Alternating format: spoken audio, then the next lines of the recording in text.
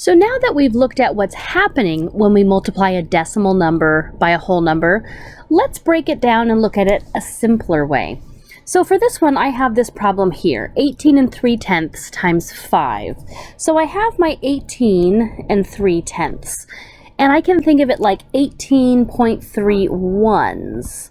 But what if I didn't want to have to worry about a decimal? What if I wanted to think, what does it mean if I look at all the digits? Well, I'm going to write 183. If I were to look at this and I looked at my smallest decimal place, this is my tenths place. So really, 18.3 ones is like 183 tenths. So if I think of it that way, I could say, well, what's 183 tenths times 5? And my strategy for that is just to set it up like standard algorithm.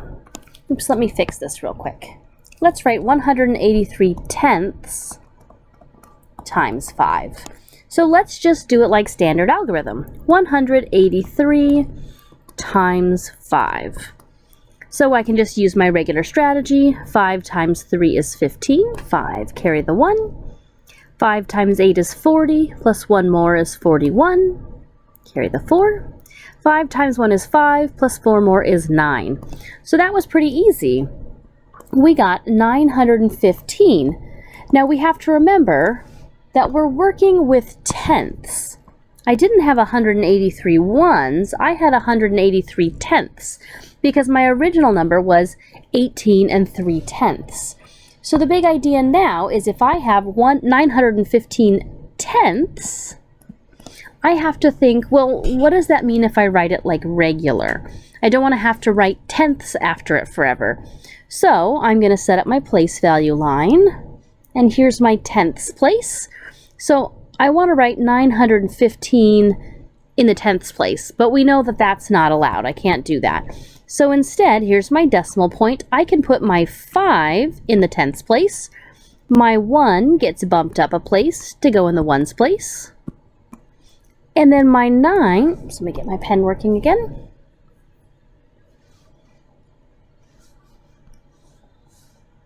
Sorry about that. There we go. My 1 gets bumped up into the ones place, and my 9 gets bumped up into the tens place. Ones, tens, and tenths. So if you really look at it, my 915 tenths turns into 91.5. 91 5/10. The big idea here is I could think of my decimal number as a whole number to do the multiplying and then turn it back into a decimal when I was done multiplying. Now, if you look at this closely, you might say, hey, it was like we multiplied by powers of 10. We were able to jump our decimal back into the answer. And so that's going to help lead us toward our strategy. Instead of having to think of it every time like some decimals, I'm going to be able to think of it like standard algorithm. I'm just going to multiply by powers of 10.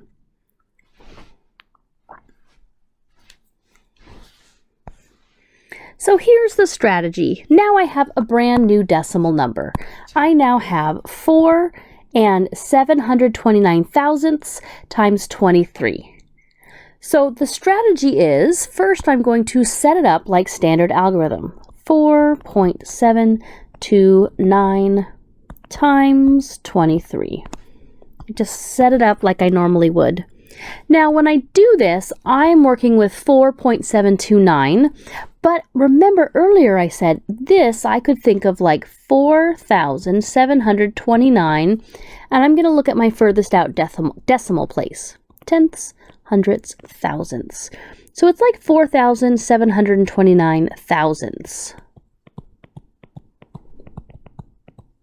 So I'm going to keep that in mind as I multiply.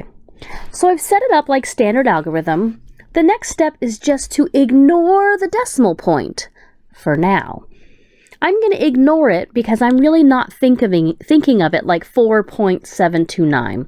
I'm thinking of it like 4,729, and in the back of my mind I'm going thousandths. I'm just kind of holding on to that so I can deal with it at the end. My next step is one you should already have practiced all year long. I'm just going to multiply using standard algorithm. So here I go. 3 times 9 is 27. Carry the 2. 3 times 2 is 6, plus 2 more is 8. 3 times 7 is 21. Carry the 2. And 3 times 4 is 12, plus 2 more is 14. Now I'm ready to multiply by the 2, so I'm going to put in my 0 the hero. 2 times 9 is 18. 8, carry the 1. 2 times 2 is 4, plus 1 is 5.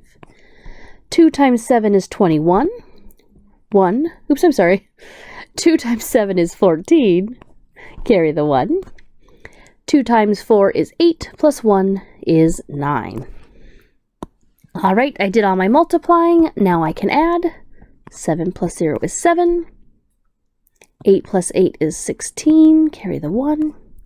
5 plus 1 is 6, plus 1 more is 7.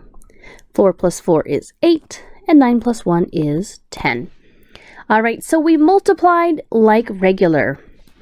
Now I have an answer of 108,767.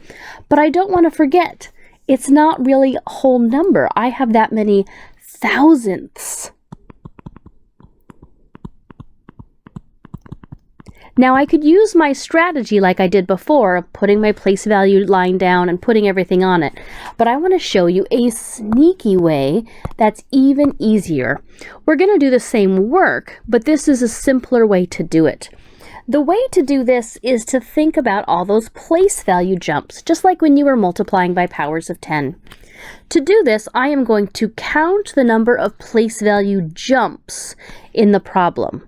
Let me show you what I mean. I'm going to start here with my decimal point, and I'm going to see how many jumps it would take to jump it out of the problem. If I jumped it out, it would take 1, 2, 3. It has 3 jumps. 3 place value places, because that's how many place value places out I go to get to the thousandths. So I'm going to count 3 jumps. And then I'm going to jump the decimal into the answer. So I'm going to come down here at the bottom, and since I'm working with thousandths, that is 3 jumps. So I'm going to bounce 1, 2, 3. And I can bounce my decimal point back into the answer. And lo and behold, my furthest out place ends up in the thousandths. So that gives me an answer of 108 and 767 thousandths. I accomplished the same task by counting my decimal or my place value jumps that I did with if I had thought of it like thousandths and then written it on my place value line. So this is our strategy. Let's look at it again, and then we're going to practice a couple problems. First, we set it up like standard algorithm. Then we ignore the decimal point for now. Multiply like usual. And then to put the decimal point in the correct place, we're going to count the jumps and jump the decimal point back into the answer to reflect that decimal. So now let's try a couple together. Here are our try it problems. You are always invited to try it on your own and then come back and check your work. Or if it's easier, you can work along with me if you're not feeling like you understand the strategy yet. Either way is totally fine. If you're going to do it on your own, just make sure to pause the video. That way you can come back and check your work. All right, so here we go. I have 6 and 783 thousandths times 7. So step 1 is to write it like standard algorithm.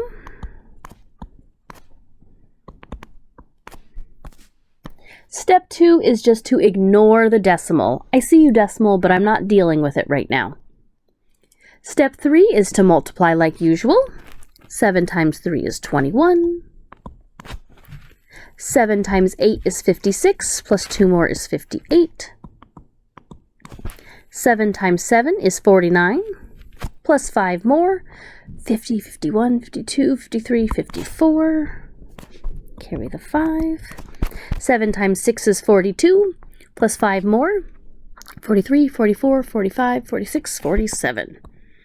All right, so we multiplied. Step 4 is to count those decimal jumps. Since I'm working in the thousandths place, I have 1, 2, 3 place value jumps, which means I'm going to come down to my answer, and I need to rewrite that as thousandths, so I need 1, 2, 3 place value jumps, since that's what was in my original number. That gives me a final answer of 47 and 481 thousandths. Let's try one more. If you're starting to get it, again, you're always welcome to pause the video, do the work on your own, and then come back and check it. If it's not making sense yet, then keep working with me and we'll practice until it becomes clear. All right, so step 1 is to write the problem with standard algorithm. 348 4/10 times 56. Remember, when I'm multiplying with standard algorithm, I don't have to line everything up by their place value places. So it's okay to have the 6 and the 1s underneath a 4 and the tenths. We're going to handle place value at the end. All right, now we can multiply. 6 times 4 is 24. 6 times 8 is 48, plus 2 more is 50. 6 times 4 is 24, plus 5 more is 29. 6 times 3 is 18, plus 2 more is 20. All right, we multiplied by the 6. Now I need my 0, the hero, and I'm ready to multiply by the 5. 5 times 4 is 20. 5 times 8 is 40, plus 2 more is 42. 5 times 4 is 20, plus 4, carry the 2. 5 times 3 is 15, plus 2 more is 17.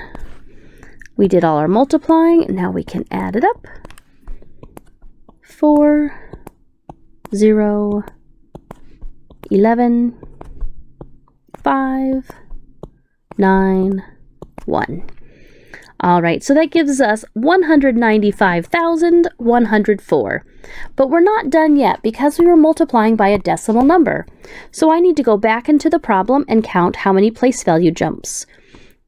This one was working in the tenths place, so there is 1 jump.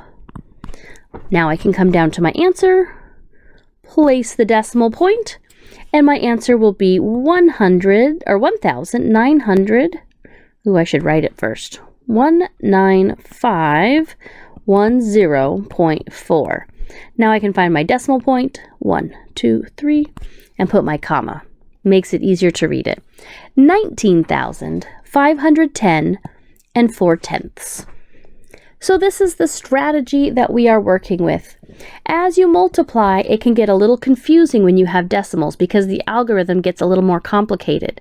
But really take your time to think about what it is you're trying to accomplish. All right, check your notes and make sure you have all the info, and then you can move on to the next task in your Canvas module.